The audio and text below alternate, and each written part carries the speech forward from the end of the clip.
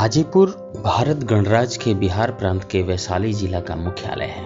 हाजीपुर भारत की संसदीय व्यवस्था के अंतर्गत एक लोकसभा क्षेत्र भी है। 12 अक्टूबर 1972 को मुजफ्फरपुर से अलग होकर वैशाली के स्वतंत्र जिला बनने के बाद हाजीपुर इसका मुख्यालय बना। ऐतिहासिक महत्व होने के बाद भी और उसके अलावे भी आज यह शहर भारतीय रेल के पूर्व मध्य रेलवे मुख्यालय है। इसकी स्थापना 8 सितंबर 1996 को हुई थी। राष्ट्रीय स्तर पे कई संस्थानों तथा केले, आम और लीची के उत्पादन के लिए यह प्रसिद्ध है। हाजीपुर का नामकरण आज का हाजीपुर शहर महाजनपद काल में गांव मात्र होने के बावजूद महत्वपूर्ण था। गंगा तट पर स्थित बस्ती का पुराना नाम उच्चकला या उकबेलपुर था। मध्यकाल में बंगाल के गवर्नर हाजी इलियास शाह ने 13 वर्षों के शासनकाल में यह कस्बाई का रूप लेने लगा और माना जाता है कि गंडक तट पर विकसित हुए शहर का वर्तमान नाम उसी शासक के नाम पर पड़ा है। इतिहास। गंगा और गंडक नदी के तट पर बसे इस शहर का धार्मिक एवं ऐतिहासिक महत्व है। हिंदू पुराणों में गज और ग्राह, हाथी और मगरमच्छ की लड़ाई में प्रभु विष्णु के स्वयं यहाँ आकर गज को बचाने और ग्राह को श्राप मुक्त करने का वर्णन है। कोनहरा घाट के पास कार्तिक पूर्णिमा को यहाँ प्रतिवर्ष मेला लगता है। नेपाल की तराई से गंगा के बीच फैली भूमि पर वज्जी संघ द्वारा गणतांत्रिक शासन व्यवस्था की शुरुआत की गई थी। वज्जी कुल में जन्मे भगवान महावीर की जन्मस्थली शहर से 35 किलोमीटर दूर कुंडलपुर वैशाली में है। महात्मा बुद्ध का इस धरती पर 3 बार आगमन हुआ था। भगवान बुद्ध के सबसे प्रिय शिष्य आनंद की पवित्र अस्थियां इस शहर पुराना नाम उच्चकला में जमींदोज है। हर्षवर्धन के शासन के बाद यहाँ कुछ समय तक स्थानीय क्षत्रपों का शासन रहा तथा 8वीं सदी के बाद यहाँ बंगाल के पाल वंश के शासकों का शासन शुरू हुआ। तिरहुत पर लगभग 11वीं सदी में चेदी वंश का भी कुछ समय तक शासन रहा। तुर्क अफगान काल में 1211 से 1226 के बीच गयासुद्दीन ऐवाज तिरहुत का पहला मुसलमान शासक बना। 1323 में तुगलक वंश के शासक गयासुद्दीन तुगलक का राज आया और इसी दौरान बंगाल में एक शासक हाजी इलियास शाह ने 1345 ईस्वी से 1358 ईस्वी तक यहाँ शासन किया। 14वीं सदी के अंत में तिरहुत समेत पूरे उत्तरी बिहार का नियंत्रण जौनपुर के राजाओं के हाथ में चला गया, जो तब तक जारी रहा जब तक दिल्ली सल्तनत के सिकंदर लोधी ने जौनपुर के शासकों को हराकर अपना शासन स्थापित नहीं किया। बाबर ने अपने बंगाल अभियान के दौरान गंडक तट पर एक किला होने का जिक्र बाबरनामा में किया है। 1572 ईस्वी से 1542 ईस्वी के दौरान बंगाल विद्रोह को कुचलने के क्रम में अकबर की सेना ने 2 बार हाजीपुर किले पर घेरा डाला था। 18वीं सदी के दौरान अफगानों द्वारा शहर पर कब्जा किया गया। स्वतंत्रता आंदोलन के समय हाजीपुर के शहीदों की अग्रणी भूमिका रही है। वसावन सिंह, बेजन शर्मा, अक्षय वट राय, सीताराम सिंह जैसे स्वतंत्रता सेनानियों ने अंग्रेजी हुकूमत के खिलाफ लड़ाई में महत्वपूर्ण हिस्सा लिया। 7 दिसंबर 1920 तथा 15 और 16 अक्टूबर 1924 को महात्मा गांधी का हाजीपुर में आगमन हुआ था।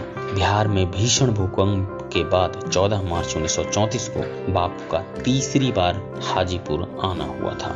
अब आते हैं यहाँ के दर्शनीय स्थल। यहाँ देखने योग्य क्या क्या चीजें हैं। तो इसमें पहला नाम आता है महात्मा गांधी सेतु का। 5 किलोमीटर 575 मीटर लंबी प्रबलित कंक्रीट से गंगा नदी पर बना महात्मा गांधी सेतु पुल है, जो 1982 में बनकर तैयार हुआ और भारत की तत्कालीन प्रधानमंत्री इंदिरा गांधी द्वारा राष्ट्र को समर्पित किया गया था। यह देश का तीसरा सबसे लंबा नदी पुल है। लगभग 121 मीटर लंबे स्पैन का प्रत्येक भाग बॉक्स गर्डर किस्म का प्रिटेंशन संरचना है, जो देखने में अद्भुत है। 46 पाए वाले इस पुल से गंगा को पार करने पर केले की खेती का विहंगम दृश्य दिखाई देता है। इस पुल से पटना महानगर के विभिन्न घाटों तथा भूचिन्हों लैंडमार्क का अवलोकन किया जा सकता है। इस पुल को उत्तर बिहार की लाइफ लाइन भी कहा जाता है। कोनहरा घाट। गंगा और गंडक की पवित्र संगम स्थल की महिमा भगवत पुराण में वर्णित है। गजग्राह की लड़ाई में स्वयं हरि विष्णु ने यहाँ आकर अपने भक्त गजराज को जीवनदान और श्रापग्रस्त ग्राह को मुक्ति दी थी। इस संग्राम में कौन हारा? ऐसी चर्चा सुनते सुनाते इस स्थान का नाम कौनहरा पड़ गया। बनारस के प्रसिद्ध मणिकर्णिका घाट की तरह यहाँ भी शमशान की अग्नि हमेशा प्रज्वलित रहती है। ऐसी मान्यता है कि इस स्थान पर शरीर की अंत्येष्टि क्रिया मोक्ष प्रदायनी है। नेपाली छावनी मंदिर एक नेपाली सेनाधिकारी मातबर सिंह थापा द्वारा 19वीं-18वीं सदी में पैगोडा शैली में निर्मित शिव मंदिर कौनहरा घाट के समीप है। यह अद्वितीय मंदिर नेपाली वास्तुकला का अद्भुत उदाहरण है। काष्ठ फलकों पर बने प्रणय दृश्य का अधिकांश भाग अब नष्ट प्राय या चोरी हो गया है। कला प्रेमियों के अलावे शिव भक्तों के बीच इस मंदिर की बड़ी प्रतिष्ठा है। काष्ठ पर उत्कीर्ण मिथुन के भित्ति चित्र के लिए यह विश्व का इकलौता पुरातात्विक धरोहर है। दुर्भाग्यवश देखरेख एवं रखरखाव के अभाव में अद्भुत कलाकृतियों को दीमक अपना ग्रास बना रहा है। रामचौरा मंदिर नगर के दक्षिणी भाग में स्तूप नुमा अवशेष पर बना रामचौरा मंदिर हिंदू आस्था का महत्वपूर्ण केंद्र है। ऐसी मान्यता है कि अयोध्या से जनकपुर जाने के क्रम में भगवान श्री राम ने यहाँ विश्राम किया था। उनके चरण चिन्ह प्रतीक रूप में यहाँ मौजूद हैं। पुरातत्वविदों का मानना है कि बुद्ध प्रिय आनंद की अस्थि को रखे गए स्तूप के अवशेष स्थल पर ही इस मंदिर का निर्माण किया गया था। पतालेश्वर स्थान नगर के रक्षक भगवान शिव पतालेश्वर नाम से प्रसिद्ध हैं। पतालेश्वर स्थान नाम से मशहूर स्थानीय हिंदुओं का सबसे महत्वपूर्ण पूजा स्थल शहर के दक्षिण में रामचौरा के पास रामभद्र में स्थित है। 1895 में धरती से शिवलिंग मिलने के बाद यहाँ मंदिर निर्माण हुआ। भीड़ भरे माहौल से दूर बने इस शिव मंदिर का स्थापत्य साधारण लेकिन आकर्षक है। जामिया मस्जिद शेख हाजी इलियास द्वारा निर्मित किले के अवशेष क्षेत्र के भीतर बनी जामी मस्जिद हाजीपुर में मुगल काल की महत्वपूर्ण इमारत है। शहजादपुर अंदर किला में GA इंटर स्कूल के पास पत्थर की बनी 3 गुंबदों वाली यह आकर्षक मस्जिद आकार में 25.8 मीटर लंबी और 10.2 मीटर चौड़ी है। मस्जिद के पास जिलाधिकारी आवास के निकट हाजी इलियास तथा हाजी हरमैन की मजार बनी है। मामू भांजा की मजार मुगल शासक औरंगजेब के मामा शाइस्ता खान ने हजरत मुईदुन उर्फ दमारिया साहेब और कमालुद्दीन साहेब की मजार हाजीपुर से 5 किलोमीटर पूरब मीनापुर जड़ुआ में बनवाई थी। सूफी संतों की यह मजार स्थानीय लोगों में मामू भगीना या मामा भांजा की मजार के नाम से प्रसिद्ध है। वहीं बाबा फरीद के शिष्य ख्वाजा मोइनुद्दीन चिश्ती के मजार की अनुकूल भी बनी है। सालाना उर्स के मौके पर इलाके के मुसलमानों का यहाँ भारी जमावड़ा होता है।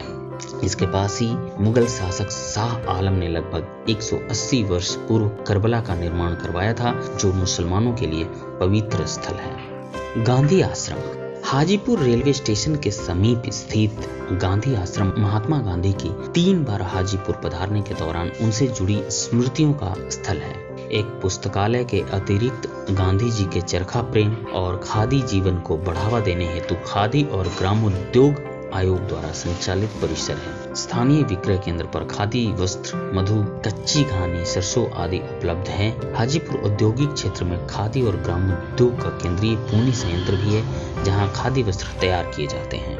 हरिहर क्षेत्र मेला गज ग्रह घटना की याद में कौनहरा घाट के सामने सोनपुर में हरिहर क्षेत्र मेला लगता है। स्थानीय लोगों में छतर मेला के नाम से ये मशहूर है। प्रतिवर्ष कार्तिक पूर्णिमा को पवित्र गंडक स्नान से शुरू होने वाले मेले का आयोजन पक्ष भर चलता है। सोनपुर मेला की प्रसिद्धि एशिया के सबसे बड़े पशु मेले के रूप में है। हाथी घोड़े से लेकर रंग बिरंगे पक्षी तक मेले में खरीदे बेचे जाते हैं। आने वाले जाड़े के लिए गर्म कंबल से लेकर लकड़ी के फर्नीचर तक स्थानीय लोगों की जरूरतों को पूरा करती है। तमाशे, लोक नृत्य, लोक कलाएं और प्रदर्शनी देसी विदेशी पर्यटकों की कौतूहल को शांत करती है। मेले के दौरान पर्यटक या तो हाजीपुर के किसी होटल में रुक सकते हैं या बिहार पर्यटन विकास निगम की सुविधाजनक तंबू को भाड़े पर लेकर गंडक नदी के बालुका राशि पर डेरा डाल सकते हैं। वैशाली महोत्सव प्रतिवर्ष वैशाली महोत्सव का आयोजन जैन धर्म के 24वें तीर्थंकर भगवान महावीर के जन्म दिवस पर वैशाख पूर्णिमा को किया जाता है। भगवान महावीर का जन्म वैशाली के वज्जी कुल में बसवकुंड ग्राम में हुआ था। अप्रैल के मध्य में आयोजित होने वाले इस राजकीय उत्सव में देश भर के संगीत और कला प्रेमी हिस्सा लेते हैं। वैशाली में 100 का स्तंभ, अभिषेक पुष्पकारणी, विश्व शांति स्तूप, चौमुखी महादेवी मंदिर को भी आयोजन के दौरान देखा जा सकता है।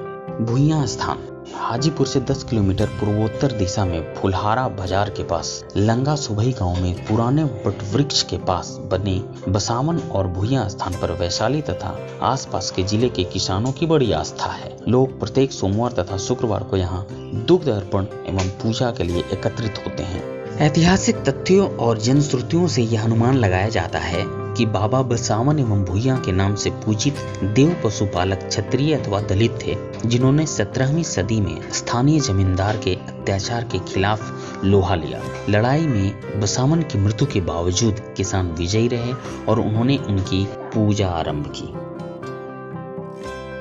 दोस्तों, इसी तरह की इंटरेस्टिंग और ऐतिहासिक जानकारी के लिए हमारा चैनल हिस्टोरिकल इंडियन को आज ही सब्सक्राइब करें और बेल आइकन को प्रेस करना ना भूलें।